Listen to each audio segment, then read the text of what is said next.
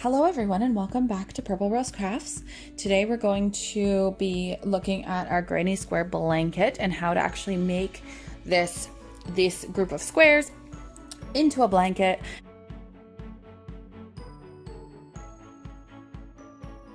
Now what I've actually done here is I have taken a bunch of my squares.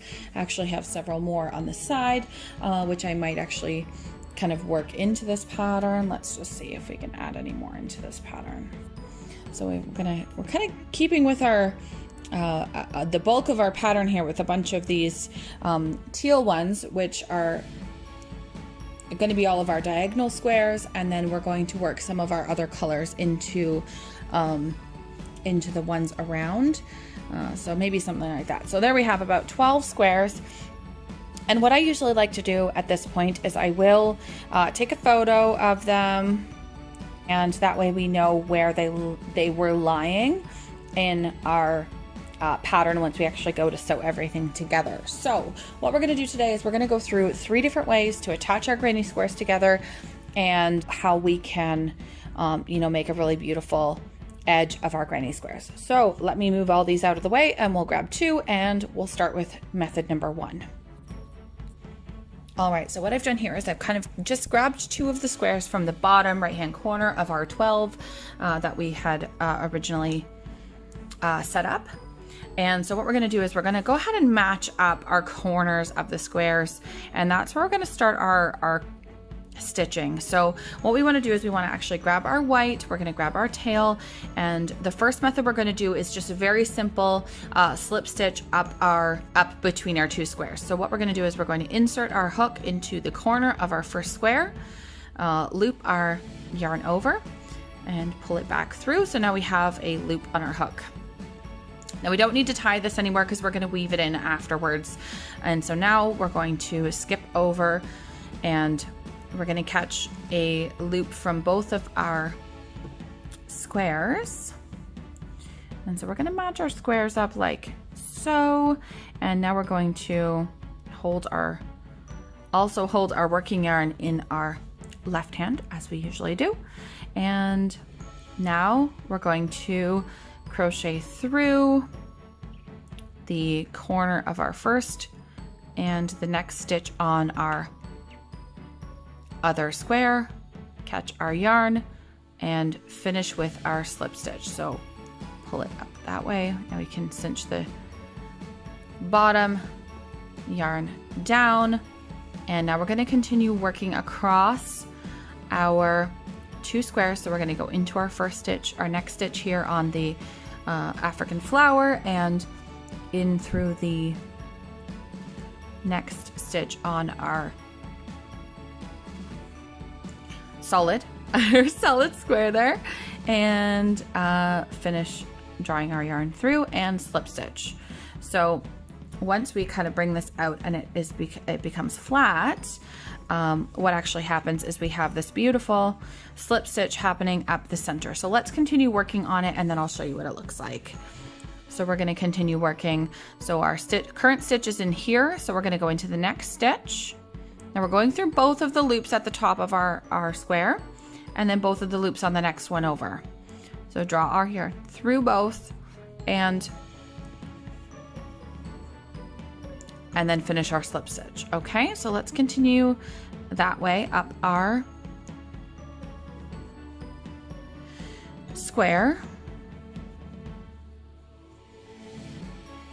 So this is a nice simple method where basically we're just going to go ahead and sew this together, and we're not going to see those stitches anymore.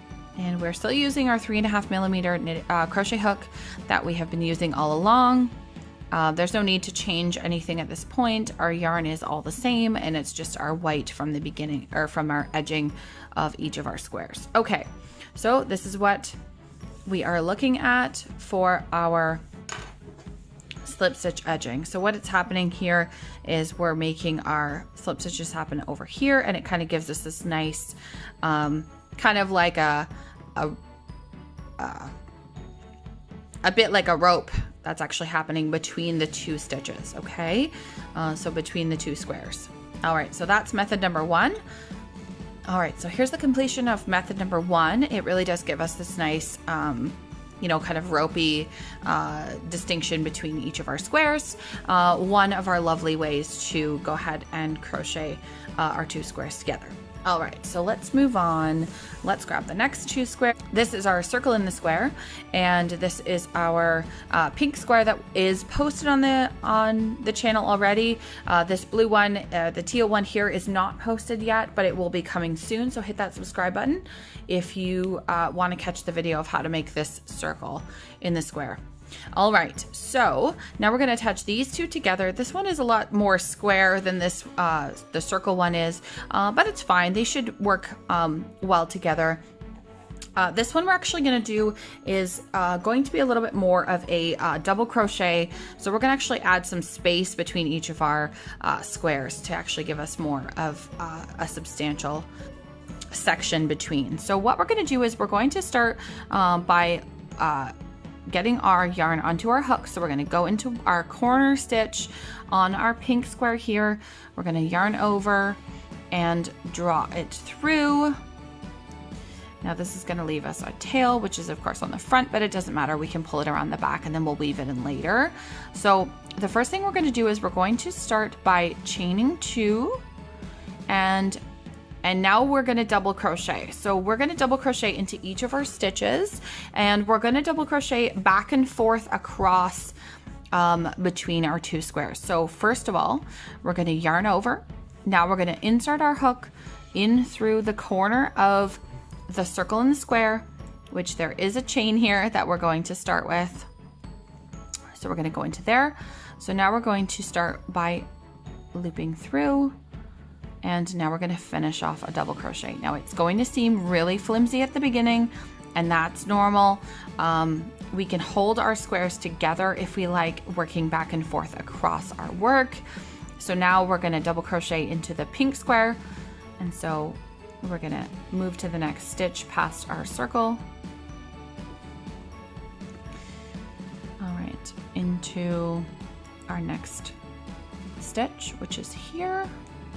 And we're going to double crochet into that one. Okay. And now we're going to yarn over, and now we're going to double crochet into the blue square and the next stitch over. So we want to make sure that we're working into the very next stitch and don't skip any stitches. And now we're going to continue working back and forth across each of our stitches, across each of our squares. Okay. Now, if you prefer, you can do a single crochet. You're just going to have less space between. So here we have our finishing of our double crocheting between each of our stitches. Now, this actually would probably take some really good blocking to kind of get it to sit nice and flat. Probably washing it would help as well. But there you have kind of that beginning double crocheting between each stitch. And like I said, you can try out single crochets. You can also try out half double crochets and see how that looks. There's also a second way to do this method as well, which I will show you now. So we're going to take our yarn, and what we're going to do is we're going to actually work between our 2 that we've already finished. So now we're going to attach 4 2 sets of 2 together to give us a 4th in our row, and then we'll start another row after that. Okay, so now what we're going to do is we're going to come down through the front and loop up our yarn. So this is going to start our attaching our yarn here. Now what we're going to do is we're going to start with our chain 2 again like we did before, except this time instead of picking up our 2 squares and kind of working them this way, we're going to keep them flat, and we're going to kind of make this more of a flat join than a like lifted one like it would be over on this one. Okay, so now I'm turning everything around just because I'm going to work down towards myself when I am crocheting. So now we're going to start with a yarn over. We're going to go into the corner of our African flower, which is this one here, this stitch, and we're going to double crochet into that one. Okay, and then we're going to yarn over, and now we're going to come down into the circle into the next stitch over of the right hand square, which is our circle in the square in the teal.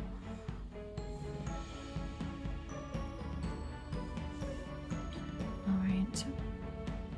And then we're going to finish our double crochet like that. So now what's happening is we're going to keep everything nice and flat, and hopefully all we're going to end up with is basically what looks like a slip stitch between each of our stitches. So it's going to be a little bit more like this. Let's see if we can zoom in and give you a better idea of what that looks like. Okay, so it's going to look a little bit more like just a slip stitch in the top of the stitches there.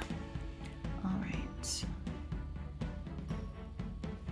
Okay, so let's keep going and we will see where we get towards the end of the row. So this really is just a variation on that second method that I showed you, where we pick all the stitches, or pick the 2 squares up and just work back and forth in between the two squares. Okay, so here we have finished our flat version of the double crocheting on either side. It does look a little bit flatter, honestly, than this one here, but they're really almost basically the same. So it's just whichever you prefer. And then of course here's our slip stitching, so it does kind of give us a little bit taller of a work between a ridge between each square.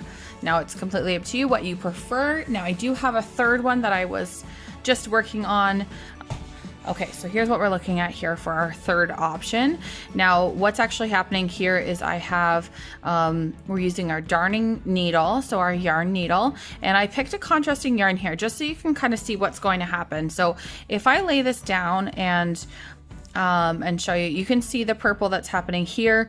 Now, if I hold on to this end, our tail, kind of give a little bit of a tug and then tug from the other end as well, what's going to happen is we're going to basically sew them together in this basically invisible fashion. So we're not going to see anything happening between our squares. Now you can't see it as well from the back. Sorry, there's a lot of tails here, but basically there's very minimal purple showing from the back side as well. Maybe hopefully you can see that. And so this is kind of our invisible join. It does allow you to basically sew them together, and then the only thing is I think I kind of put it a little bit off center, but that's it. So to do this one, basically what we've done is we have stopped here on the bottom of the purple. So I take our darning needle or our yarn needle and basically stick it down through the first empty stitch. Oh, sorry, I guess that goes over here. Okay, so stick our darning needle down through the first stitch and then back out through the next one over. So we're going to catch 2 stitches with each of our yarn here. Get rid of our tail, and then you can cinch it up tight so you can't see the purple. Now, if I was using a white, our white, I just wanted to, I used the purple to kind of give you an idea that you can actually see it. Now it is slightly visible, like you might be able to see some of our purple in through here. If I had sewed this with the white, we wouldn't see it at all. So it would just look like, you know, the tops of each stitch, and so no big deal. But of course, because it is contrasting with our purple, I wanted to show you exactly what it looks like. So again, we're going to come in through our next stitch over, which is this one, and yarn, come through the next stitch and out to the top. Worked so perfectly when I did it just a moment ago. There we go. All right. So then we're going to pull it, and then we're going to pull our purple tight to keep ourselves, you know, to keep our 2 squares nice and tight together. So that's it. So we're just going to continue stitching back and forth through each of the 2 stitches, and then we're going to match up our corners and make sure that those are nice and square as well. And then, because we already have finished one of our rows, and as we finish our second one, we're going to match these back up. Actually, this is backwards. They go this way. So now we're going to match these up this way. And once we finish this row here, let's zoom out a little bit so we can see a little better. Once we get finished with our second row here with our next 2 squares, which are these 2, what we're going to do is we're going to have 2 rows of 4, and then we can stitch those all together along this section here. Now, ideally, what you want to do is you want to choose one way to join your squares. Honestly, I try testing them all. I recommend testing them all and deciding which one is the best for you. For me, I think I probably would end up doing the sewn one. It just seems a little bit easier to me and less visible between the stitches. But if you like having like this, where you kind of have, you know, a lot of white between each of the squares, I kind of like that too. So comment below, which one do you prefer? So do you prefer number 1, which is our slip stitching here? Number 2, which is our double crochet between each of our 2 squares, or do you prefer the sewn method, which is this one with our yarn needle? And so that's method number 3. So comment below, 1 for slip stitch, 2 for double crochet, 3 for the darning needle sewn section. Okay, and hopefully, you know, this kind of gives you some really good ideas about what to do with your granny squares going forward. And finally, here is our 12 that we're creating together. I know some of these you guys haven't seen on the channel yet.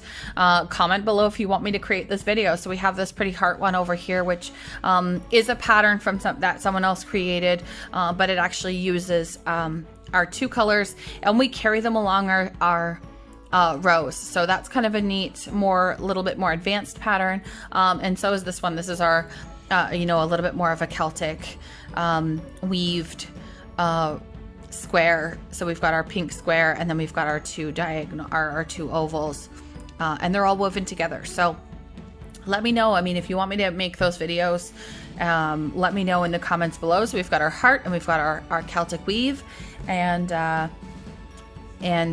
you know, we can do those into future videos. You might have also not seen this one yet. It will be posted shortly. This is our half double crochet ribbing pattern, which again, the stitch comes from another creator, but I created it into this granny square, which makes this lovely 3D, or like, you know, 3-dimensional pattern as well. And there's so many more squares coming, guys, so hit that subscribe button if you want to learn some more. Let's just kind of go through a few of the new ones that are coming. This is actually a set of larger squares which weren't going to work in that sample that we were just showing you. So we've got our zigzag, and then we have this one here, which is kind of a dot between our granny square, which I just love. Honestly, this one comes from another designer as well. And we have our Celtic weave, which is happening here. So this is more definitely different than the woven square and ovals that we showed in the small one, but this one's coming as well. This one's finished and will be posted soon.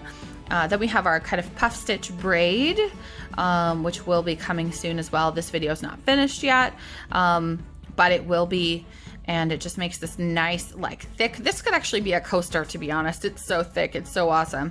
I just love it. And so there's that one. And then we have this one, which is more of a braid. Not sure which way you guys prefer this one to go. But this is more of like a braided pattern where we're using our front post and back post double crochets to make that braid. Hopefully you guys can see that lovely texture happening in that square as well. And then this is the final version of our the ribbed half double crochet one that we did in the smaller square blocks. So these squares actually turned out a little bit bigger than some of the other ones that we've been doing. And then we also have a couple of other options here. Whoops. And then we have a couple of other options here for squares that I have not shown yet on the channel. So we have this really cool, like, little mini puff stitch into sort of like a flower, and then this magical African flower hexagon. So I actually want to make some granny hexagons as well, which are more like this one here. So it's going to have more of our granny stitch, our granny stitch with our clusters, and then we also have our our African hexagons, African flower hexagons, which I love so much as well. And so this one, I think, because of the way that it's designed, it makes so much sense just to use our slip stitch to attach those ones together. But which one is your favorite? So let me know in the comments below. We've got our zigzags, braided puff stitches, half double crochet ribbing. This is our Celtic, the Celtic cross, let's call that one. And we have our front post double crochet braided weave and woven pattern. And then we have our hexies and our pretty little puff stitch flower that we have here too. So which one is your favorite? Comment down below, and we'll definitely make sure those end up on the channel as well. And then of course we have our heart and our Celtic weave that we saw at the just before I showed you all these other ones. All right, so that is it for this video. Hit that subscribe button if you like what we're doing here and you want to see more Granny Square videos, because obviously there's going to be a whole bunch coming. And comment down below with which one is your favorite, which one do you want us to post first. All right, thanks so much for hanging out with us, and we'll see you next time.